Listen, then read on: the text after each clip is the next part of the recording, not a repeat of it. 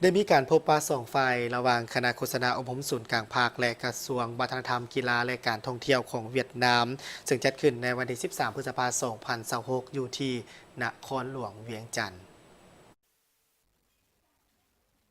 ซึ่งฝ่ายลาวน้ำโดยสหายวันศรีกัวมัวห้องหัวหน้าคณะโฆษณาอบรมศูนย์กลางภาคและฝ่ายเวียดนามน้ำโดยสหายนางเลิมที่เฟืองแทงรัฐมนตรีกระทรวงวัฒนธรรมกีฬาและท่องเที่ยวเวียดนามเพื่อปรึกษาหารือและแจ้งให้กันและกันได้รับทราบเกี่ยวกับการเคลื่อนไหวเวียกงานของตนก็คือการพัวพันหัวมือทางด้านเวียกงานแถลงข่าวสื่อมวลชนและอื่นๆโอกาสนี้สหายวันศรีกัวมัวก็ได้ยกให้เห็นถึงสภาพการที่พ้นเด่นและการเคลื่อนไหวเวียกงานของคณะโฆษณาอบรมศูนย์กลางภาคในระยะที่ผ่านมาพร้อมทางได้รายงานให้ฮู้เกี่ยวกับการปรับปรุงกงจักรการจะตั้งขึ้นใหม่เพื่อให้ถูกต้องตามทิศชี้นำของศูนย์กลางภาคและแทดเหมาะกับสภาพการจะตั้งปฏิบัติตัวจริงในปัจจุบัน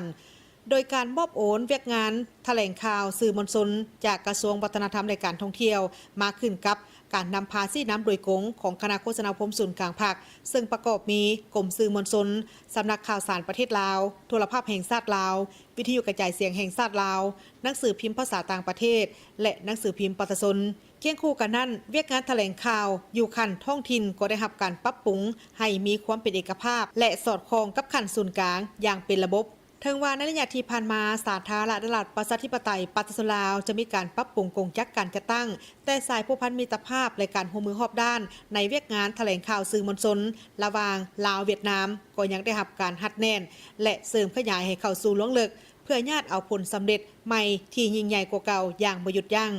พร้อมนี้สหายยังได้ยกให้เห็นถึงการจะตั้งปฏิบัติเนื้อในจิตใจบทบันทึกความเข้าใจว่าด้วยการร่วมมือทางด้านเวียกงานแถลงข่าวในระยะปี 2021 ถึง 2025 ระหว่างลาวเวียดนามที่ผ่านมาซึ่งทั้งสองฝ่ายได้ร่วมกันจัดตั้งพันขยายจนสามารถญาติได้ผลสำเร็จอันพ้นเด่นในหลายด้าน